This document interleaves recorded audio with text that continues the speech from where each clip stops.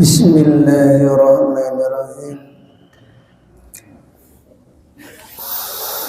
Assalamualaikum warahmatullahi wabarakatuh.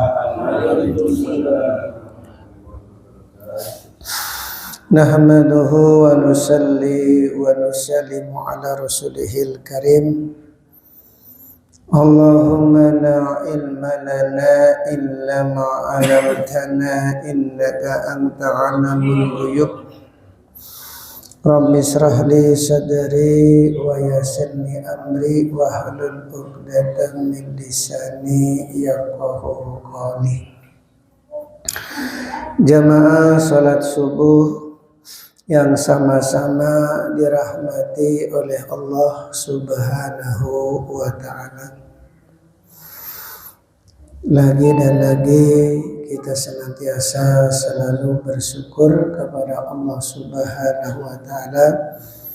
Alhamdulillah, dengan kasih sayang Allah kita masih diistiqomahkan oleh Allah untuk melaksanakan salat subuh dengan berjamaah. Mudah-mudahan salat subuh kita diterima oleh Allah Subhanahu wa ta'ala. Apalagi di akhir-akhir Ramadan, barokahnya tambah banyak.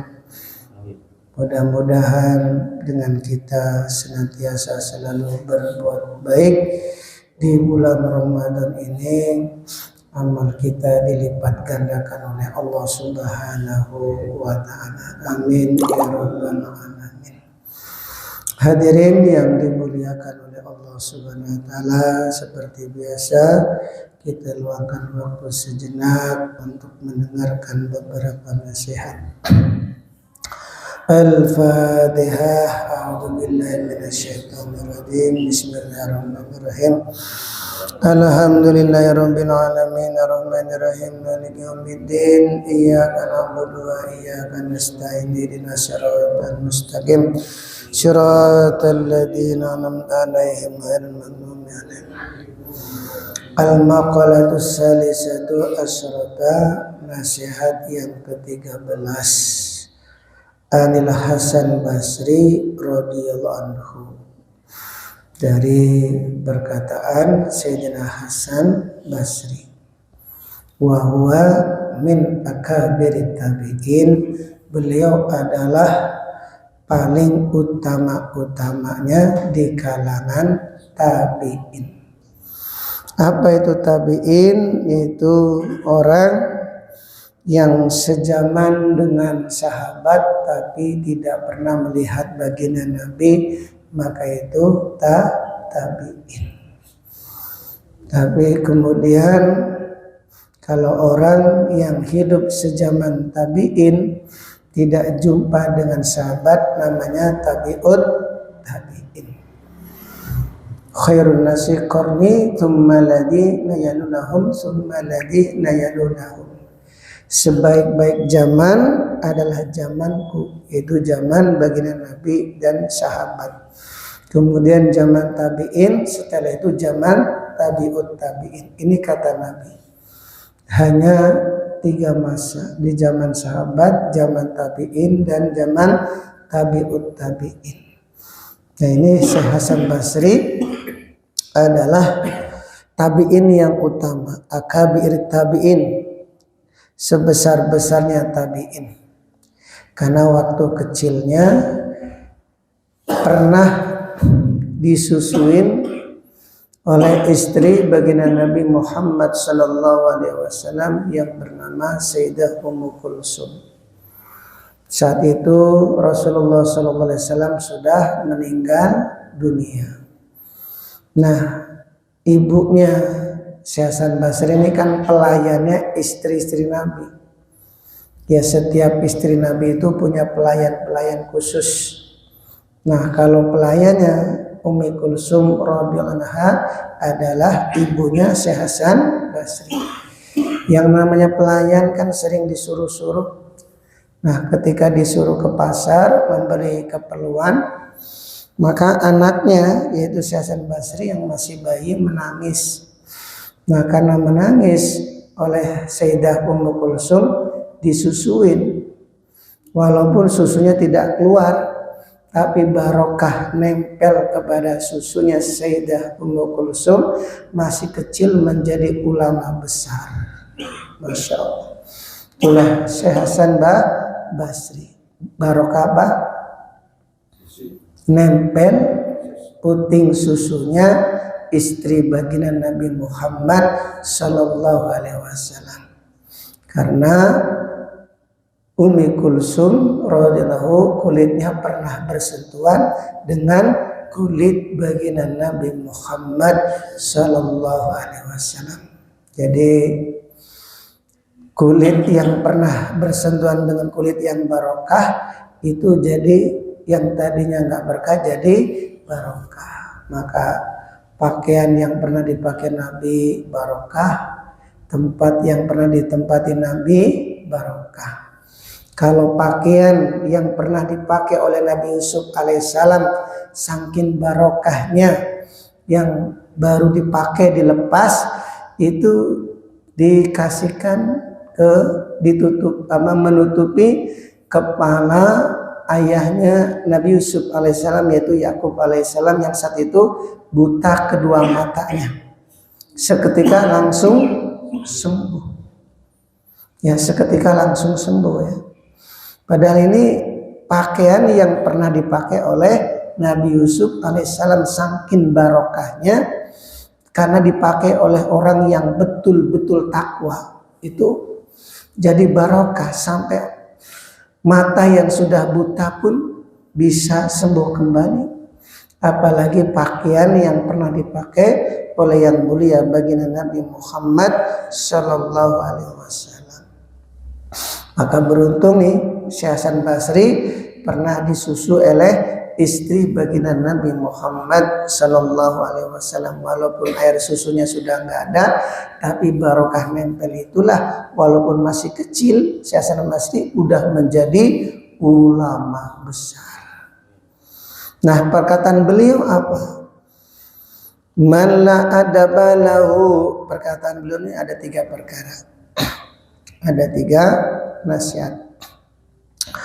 Man la adaba lahu, barang siapa yang tidak memiliki sopan santun atau tidak memiliki adab, artinya adab kepada Allah dan kepada sesama manusia atau sesama makhluk, ma'al khalqi, la ilma lahu, maka dia tidak dianggap orang yang memiliki ilmu. Yu'tatu bihi, artinya di ilmunya itu tidak dianggap. Jadi kalau orang walaupun memiliki ilmu yang tinggi, kalau nggak punya sopan santun, itu dianggap tidak memiliki ilmu. Karena adab itu lebih tinggi daripada ilmu. Makanya agama ini kan adab. Mulai bangun tidur sampai mau tidur kembali. Adab-adabnya tidur, adabnya ketika masuk WC, adabnya ketika keluar dari WC, adabnya ketika berpakaian, adabnya ketika bercermin, adabnya ketika mau makan, adabnya ketika keluar rumah, adabnya ketika naik kendaraan, adabnya ketika memulai aktivitas, sampai mau tidur itu pun pakai adab-adabnya. Bukan hanya itu saja, sampai ketika mau berhubungan dengan istri pun ada sopan santunnya. Enggak ujuk-ujuk langsung gedek. Itu namanya ayam itu. Ya, gedek. Ya, ada pemanasan dulu. Pemanasan, ya, buka pintu dengan mengucapkan assalamualaikum.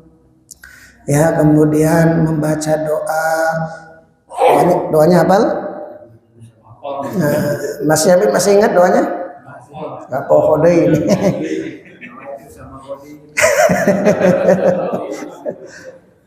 Jadi kalau orang itu sebelum berhubungan dengan istri dan dia doa terlebih dahulu, kalau ditakdirkan punya anak, maka begitu anaknya lahir, setiap hembusan nafas itu pahala bagi kedua orang tuanya. Masya Allah, setiap hembusan nafas berapa juta dia mengeluarkan, setiap hembusan nafas itu pahala untuk kedua orang tuanya, dan anak itu akan dijaga oleh Allah sampai akhir hayatnya dari godaan setan yang terkutuk. Itu awalnya apa? Sebelum berhubungan mempunyai adab-adab. Ya, adab itu didahulukan. Jangan main glosor gitu, jangan. Ada pemanasan dulu. Ya, makanya bedanya hewan dengan manusia itu di sana. Kalau hewan kan nggak punya adab, ujuk-ujuk langsung Nah, kalau manusia tuh enggak, ya. Makanya adab ini penting. Ya, kalau orang itu berhubungan dengan istri nggak punya adab, maka nanti kalau ditakdirkan punya anak, ini anaknya hasil bersama dengan setan, kerja sama dengan setan. Karena ketika dia berhubungan, itu hakikatnya setan ikut serta andil, sama-sama ikut menikmati. Enak kata setan. Nah, begitu ditakdirkan punya anak, anaknya lahir, nah diajak sholat nggak mau, diajak ngaji nggak mau. Itu gara-gara ketika orang tuanya berhubungan tidak pakai adab. Nah ini, makanya setinggi apapun ilmu seseorang, kalau tidak memiliki adab, maka dianggap tidak berilmu. Juara 1 di pesantren, ranking 1 terus, pinter, baca kitab kuningnya pinter, tapi makan berdiri, minum berdiri. Nah, orang akan melihat, nah ini orang gak berilmu, betul nggak? Ya, namanya santri yang punya ilmu itu ya tentu ya dari bahasanya, perilakunya itu beda. Orang-orang dulu santri itu kan bahasa dari Sangkerta yang artinya suci. Sehingga orang-orang dulu ya zaman Wali Songo itu orang bisa tahu, oh ini kelas 1, ini kelas 3, ini kelas 4, ini kelas 6, oh ini mau jadi ustadz, itu kelihatan. Karena orang-orang dulu semakin tinggi ilmunya, itu adabnya semakin tinggi. Sama dengan santri yang masih baru. Santri kalau masih baru tuh kalau ketemu kiai gimana? Nyelonong ya, betul ya? Nyelonong gitu aja. Nah, begitu udah lama-lama baru dia takut. Adab, bukan karena takut, karena adab. Kiainya masih jauh, ya jalan, santri sudah berhenti berdiri, berhenti semua. Yang naik motor berhenti motornya, yang naik sepedanya berhenti dulu. Setelah kiai lewat, baru mereka para santri melanjutkan perjalanan. Itu adabnya. Sampai ketika sowan dengan kiai pun ya ketika habis salaman tidak langsung memalingkan, tapi mundur. Ini adabnya. Kalau salaman dengan ulama, habis salaman jangan memalingkan, ya, tapi langsung mundur. Habis salaman langsung mundur. Ya, kalau kita pernah lihat film apa tuh, Angling Dharma, wah itu kerajaan-kerajaan itu kan menghadap raja kan ngesot dulu, ya, sudah menghadap mundur, betul nggak?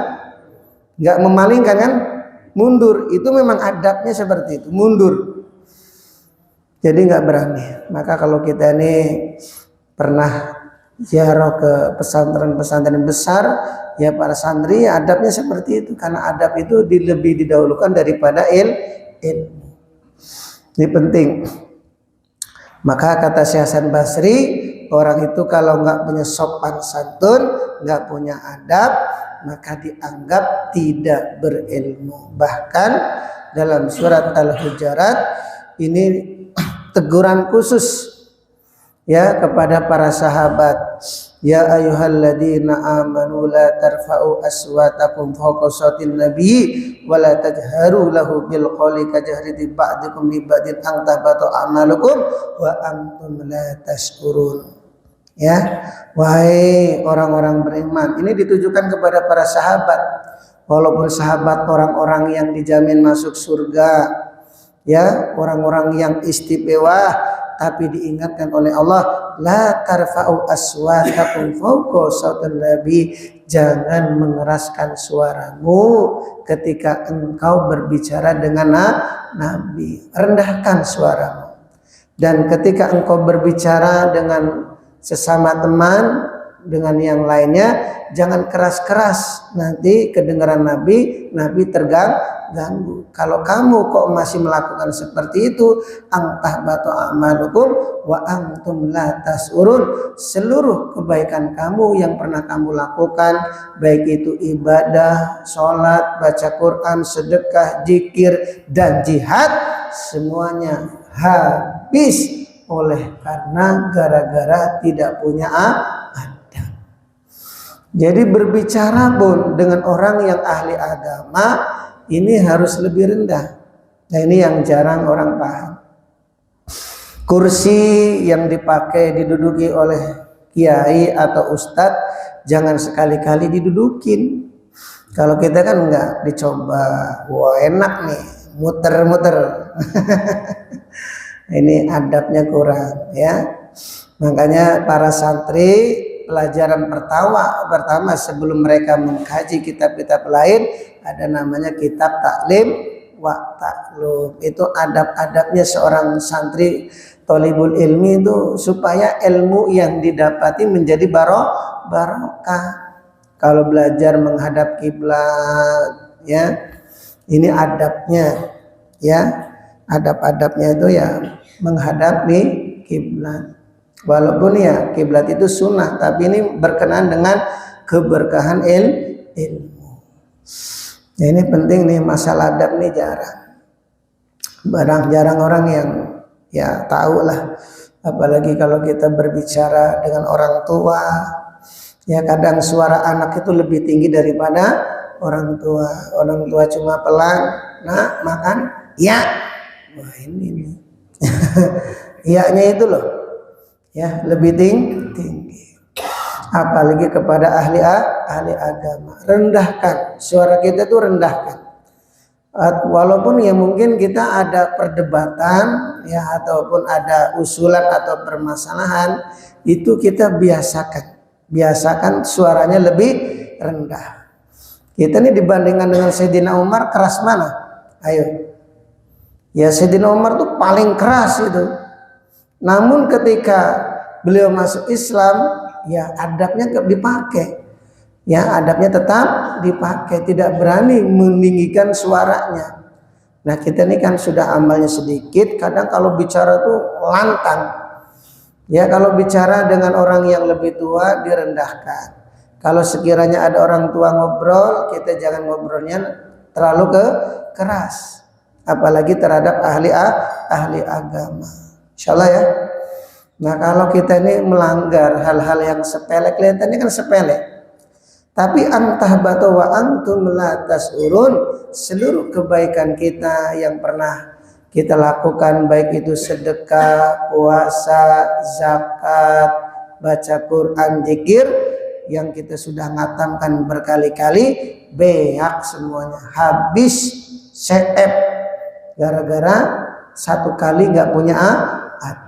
Ini adab ini didahulukan, khususnya masalah suara nih. Kalau bicara ini kita latih suaranya lebih rendah, ya, kayak orang Solo itu, ya. Kenapa Allah pilih ahli-ahli agama itu dari Jawa, ya, awalnya dari Jawa, karena mereka punya adab asor, yaitu lebih halus, ya, lebih halus.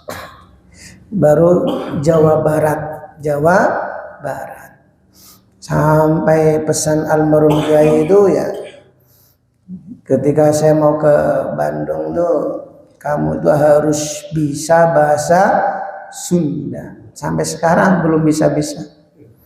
Pesannya udah berapa tahun? Dari 2012, sekarang 2024, berapa tahun? Berapa? 12 tahun, sampai sekarang belum bisa itu. Benghar. Masya Allah, ini nasihat kiai pasti ada hikmahnya, pasti tahu namanya orang yang firasatnya tinggi. Kamu harus bisa bahasa Sunda, karena orang Sunda tuh terkenal orang-orangnya lembut-lembut, supaya kamu itu bisa ikut-ikutan lembut. Karena kita kan dibesarkan memang kelahiran Jawa, tapi besarnya di Kalimantan. Jadi namanya Kalimantan itu kan beda, ya kalau bicara tuh beda. Kecuali memang sejak kecil sampai besar di Jawa, ya ikut-ikutan lembut. Kalau besarnya di Kalimantan tuh beda. Maka ya suruh bahasa Sunda biar ikut-ikutan lembut. Ini penting ya. Ini supaya kita nih ya kebawa lah sifat kita itu jadi lemah lembut. Tapi bukan lemah gemulai. Laki-laki kok lemah gemulai. Jangan lemah lembut. Ya bukan lemah gemulai, ini keliru kalau lemah gemulai. Tapi lemah lembut, berbicaranya tuh tutur katanya tuh halus. Tutur katanya halus. Ini adab diutamakan. Insyaallah ya. Hati-hati sedikit kita nggak punya adab, sekali saja habis seluruh kebaikan kita. Makanya sahabat itu dikhususkan oleh Allah, ditegur langsung ya, la tarfa'u aswatakum fawqa sautin nabi. Jangan sekali-kali kalian mengeraskan suaranya melebihi suara nabi. Itu tingkatan sahabat.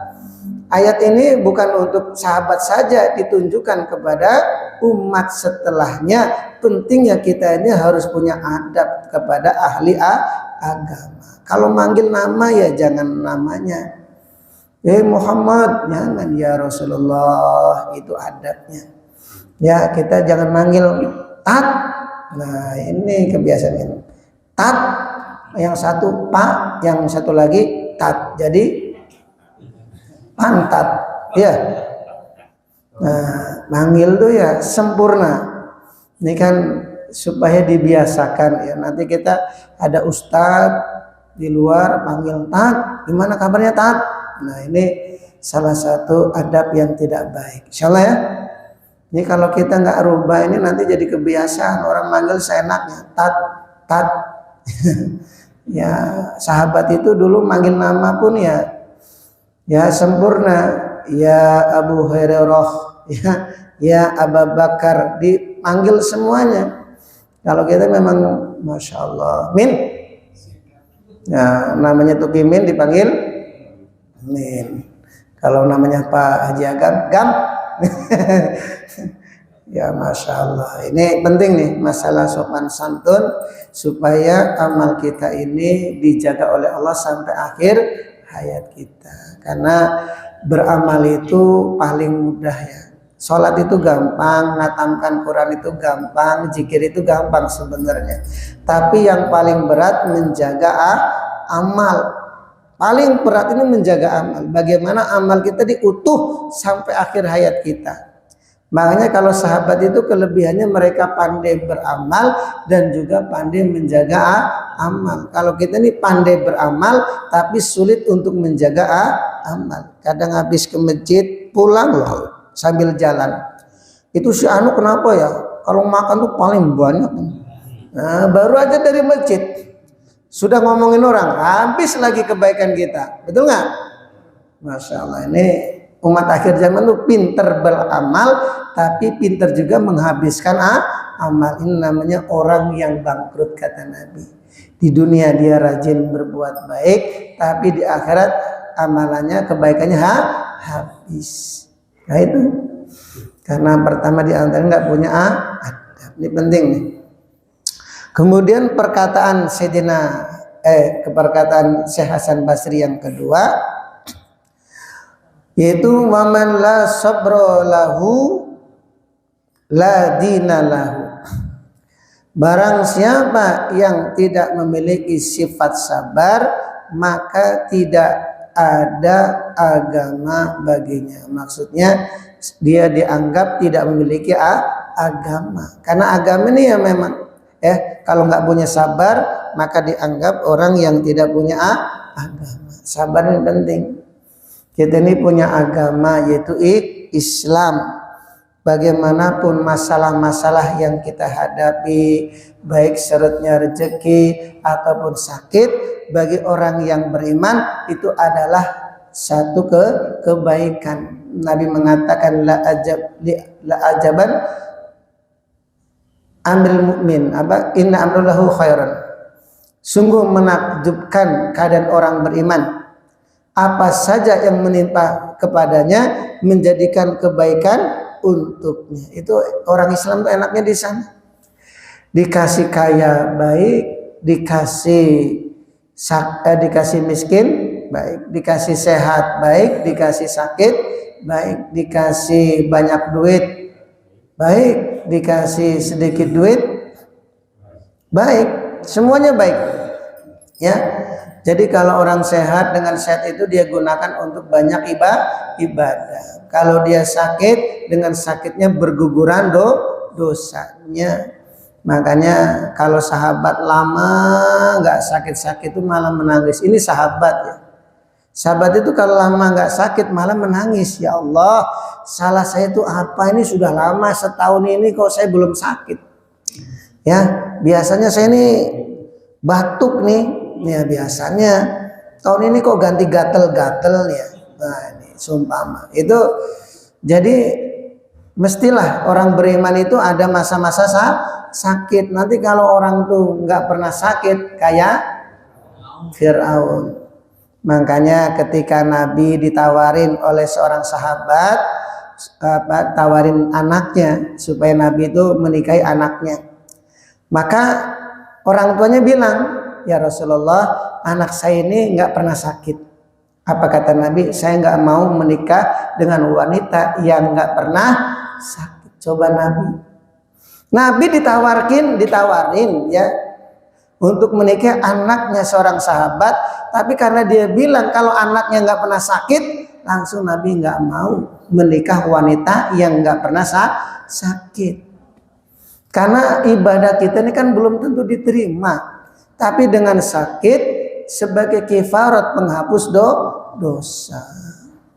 Tapi yang sehat sekarang ini jangan minta sakit, insyaallah ya. Jangan nanti pulang dari asyukur langsung pulang, ya Allah kapan saya ini sakit. Jangan. Ya sakit ini kan tingkatan-tingkatan, betul nggak?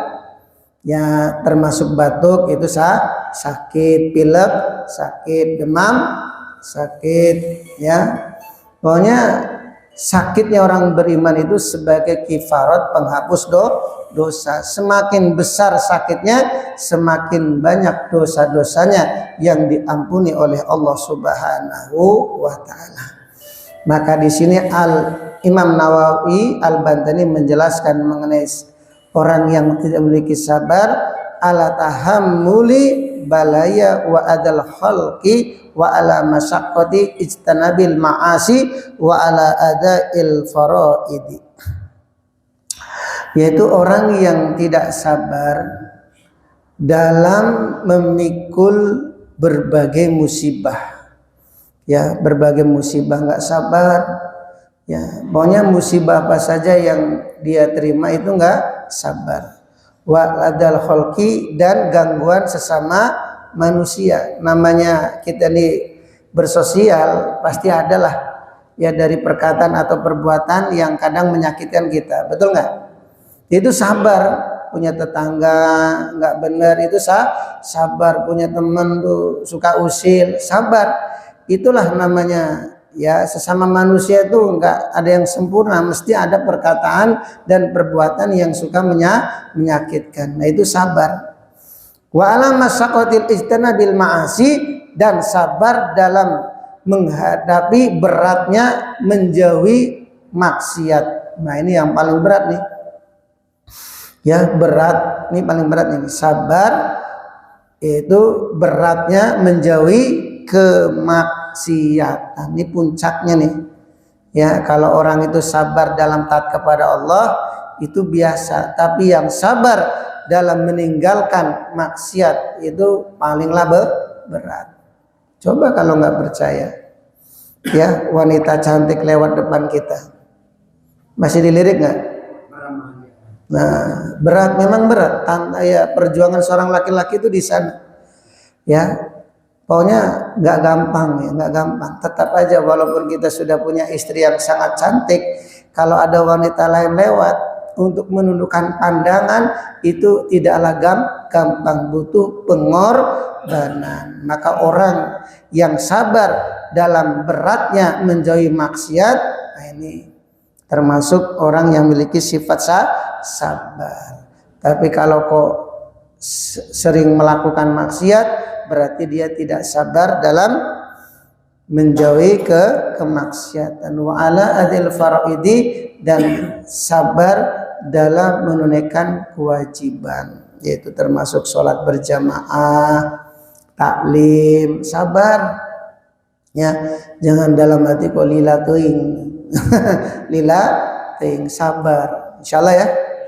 Ya, pokoknya butuh kesabaran. Kalau kita ini nggak sabar, la dinalahu, tidak punya agama baginya. Kemudian yang ketiga, yang terakhir,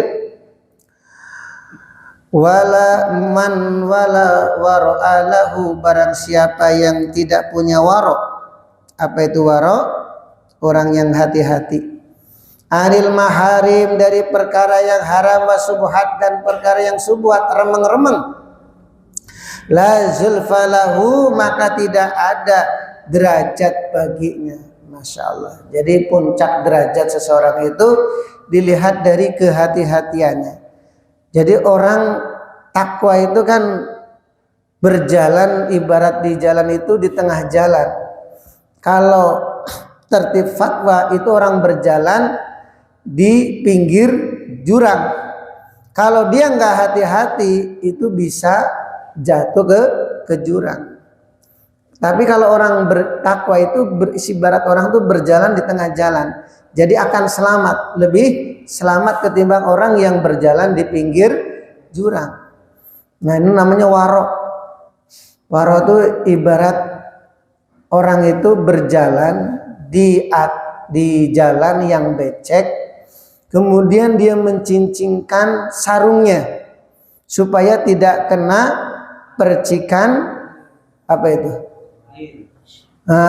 Percikan air yang kotor dari sandal gitu, itu dicincing. Nah, itu saking hati-hati, itu namanya waro.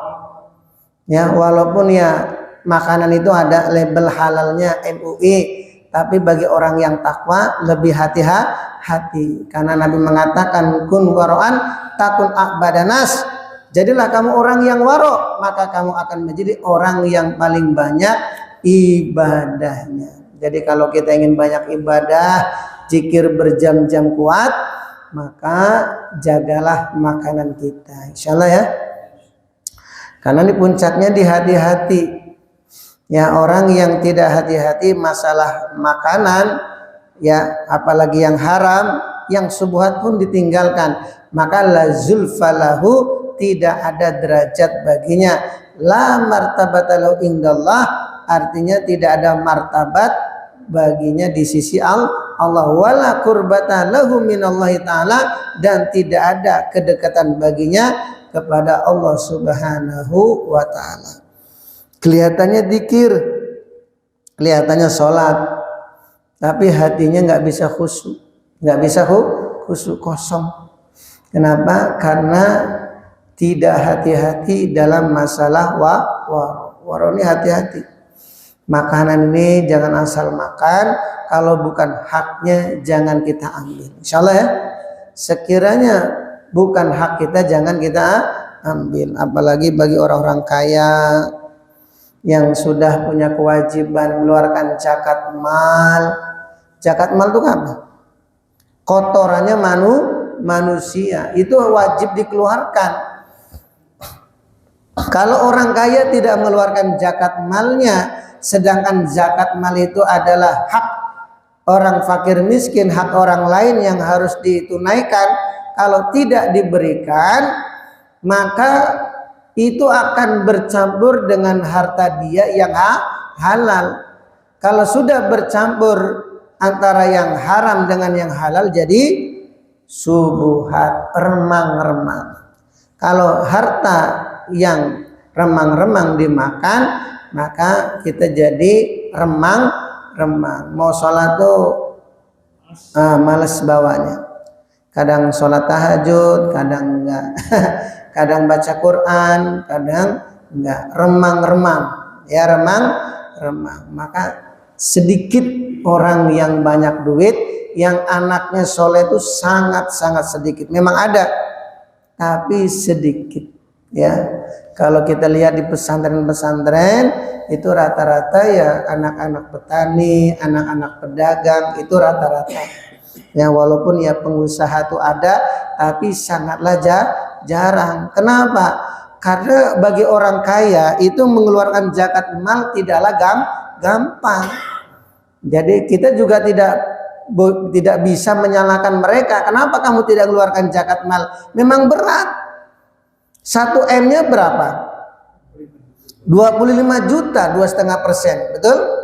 Nah, mikir 25 juta. Nah, kalau 10 M, 250 juta. Bayangkan 10 M 250 juta. Lebih baik dia sedekah biar kelihatan dermawan. Padahal mah zakat mal itu lebih utama daripada sedekah. Ya, kalau memang dia pelit, zakat malnya dia pegang. Kalau ada orang datang, kasih. Ya, ini zakat mal dari saya. Kalau ada orang pinjam, kau usah pinjam.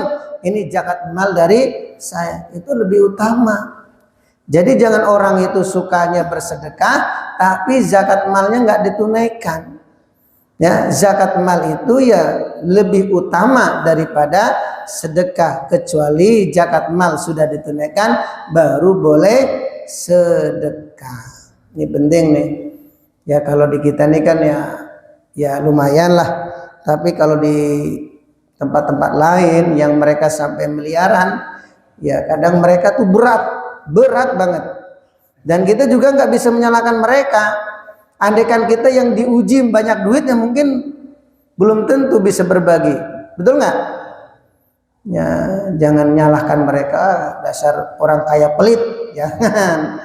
Ya, kita belum tentu, andaikan kita diuji orang kaya belum tentu mau mengeluarkan zakat malnya. Jadi ya disinilah memang perjuangan bagi orang-orang yang memiliki harta, sehingga Nabi mengatakan meninggalkan kesenangan dunia itu lebih berat daripada menghunuskan pedang ketika fi sabilillah. Memang berat. Meninggalkan kesenangan dunia itu paling berat, lebih pahit daripada zadam.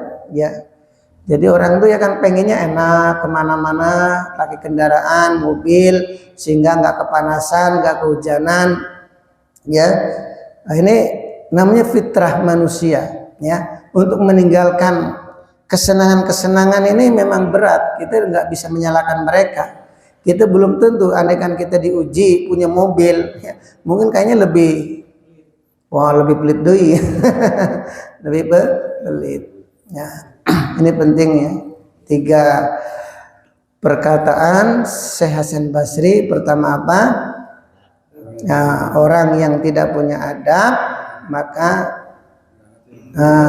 dianggap tidak memiliki ilmu. Yang kedua, orang yang tidak punya sabar dianggap orang yang tidak punya agama. Orang yang tidak warok dianggap orang yang tidak memiliki derajat di sisi Allah.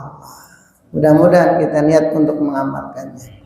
Subhanallah wa bihamdihi, subhanallah wa bihamdika.